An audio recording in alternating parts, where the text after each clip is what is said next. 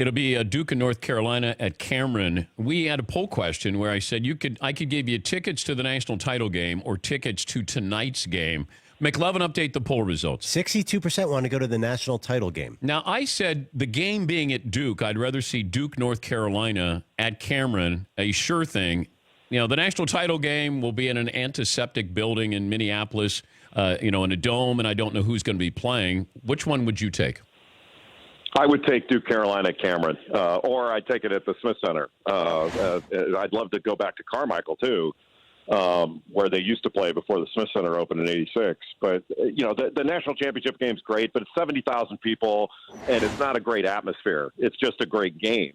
This is an unforgettable atmosphere. And, Dan, you've been there before. You can't describe the Duke Carolina atmosphere because the air is heavier, it's hotter, it's tangible. You can actually feel it in there, and it's unlike any other game. And I almost don't know how to describe it in words, but once you go through it, you'll never have another experience like it. And I think it's even different than playing at Carolina, which is just as loud. It's just bigger.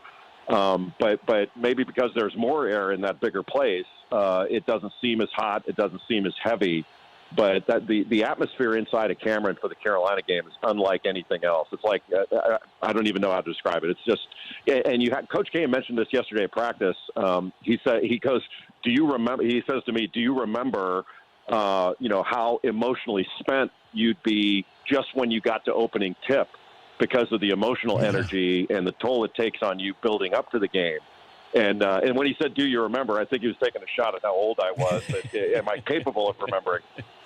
I was also wondering about this, Jay. At the beginning of the year, when ESPN sets their schedule, their broadcasting schedule, how strategic is it that you would have Duke, North Carolina, no NBA following the All-Star break, and it's on a Wednesday night, sort of a standalone? Is this on purpose, by design, by ESPN? I have not thought about that. It didn't occur to me, Dan, until yesterday that this is the latest that Duke and Carolina have ever played, except one time when the game got snowed out and they had to postpone it for like 10 days. So they've never had their first game this late in the year.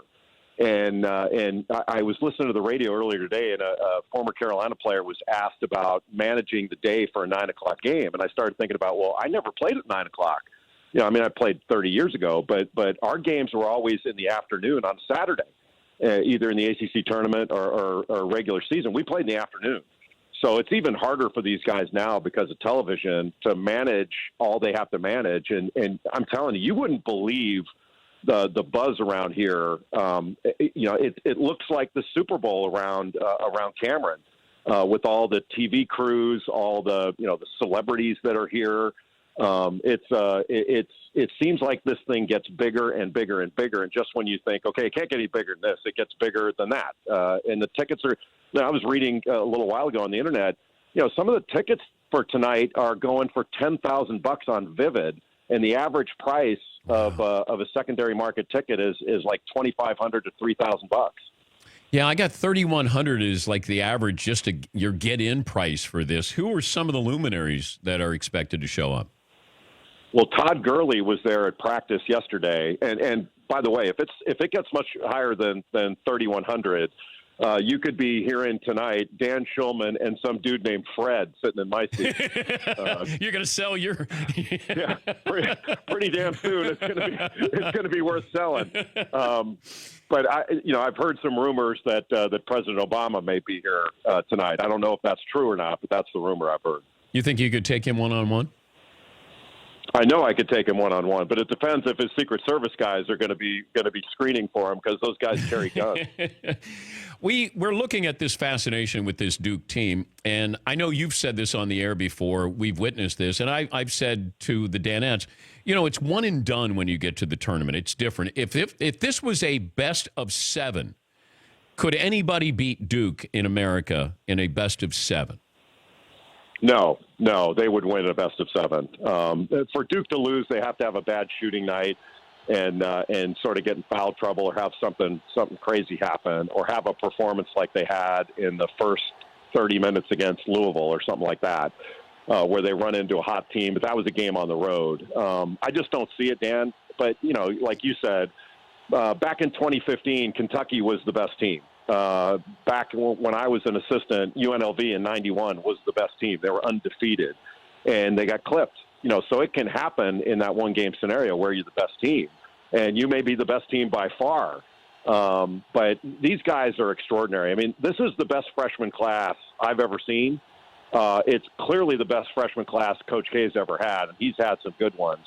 And it's not just their talent; they've got a maturity level that is that I can't fathom to be this young. And then Zion puts it on a different level. I mean, this dude.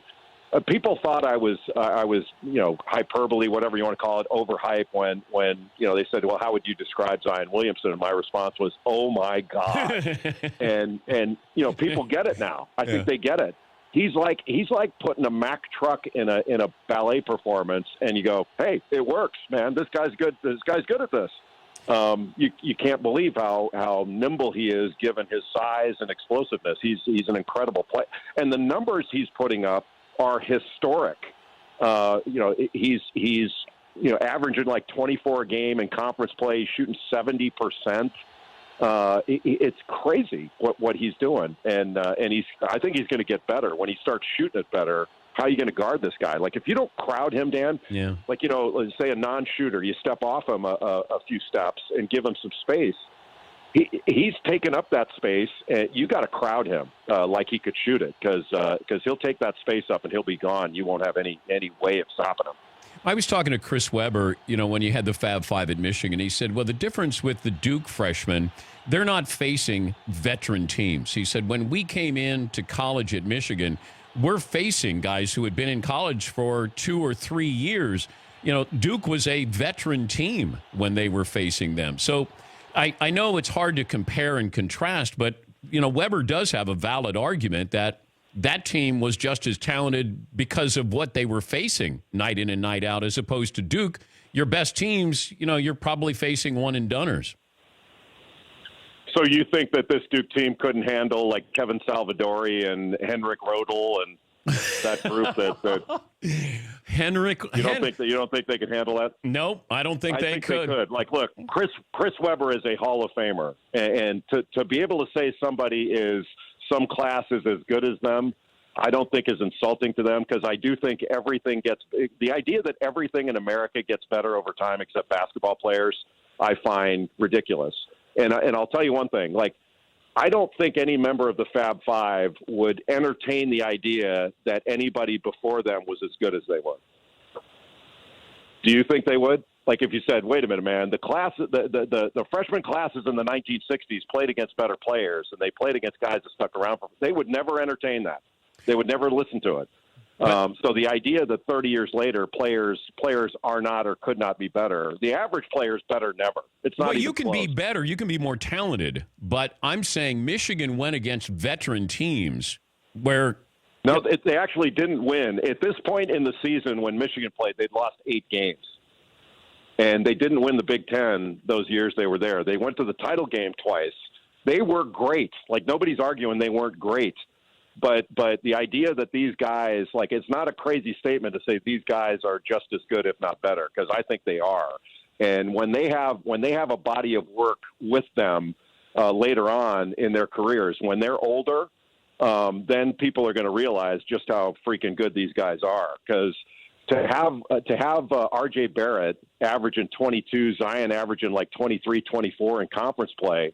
The last game they played, Zion had 32 against NC State, which has some veteran players, and R.J. Barrett had a triple-double. I mean, without a turnover. That just doesn't happen. That's extraordinary what these guys are doing. And look, I'm not trying to diminish in any way the Fab Five. What I'm trying to do is say just how good these guys are. It's historic. And I've never seen anything quite like it. It's crazy. But, when the season started, I was watching Barrett, and he felt like he was, like a larger version of Harden. Like, he could get his shot outside, inside. But I also looked at the marketing of Zion Williamson, that I didn't know if he would be a better pro than R.J. Barrett. But as you've seen them develop in their freshman year, going into the NBA, Is Zion obviously the best player you can market, but is he a better player going into the NBA than R.J. Barrett is? That's the question. And I have not given up on the idea that R.J. Barrett would be the better number one pick.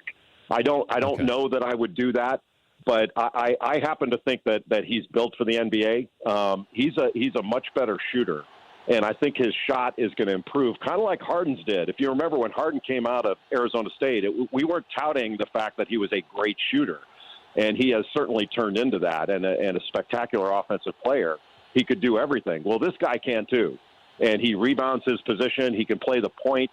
Ridiculously talented getting to the basket and finishing. And if he weren't playing with Zion Williamson, he'd be the lead story in everything we were doing this year. It's just Williamson is one of these very few times will you see somebody this extraordinarily talented and a guy that is truly unique that's taken all the air out of the room. And to his credit, Barrett has not 1 ounce of jealousy in him, which I think is extraordinary. That he was the presumptive number one pick coming into the season, and now it seems like everybody's saying no, it's not even close. It's Zion, which I don't agree with. I think it is close, but doesn't seem to bother R.J. Barrett one bit.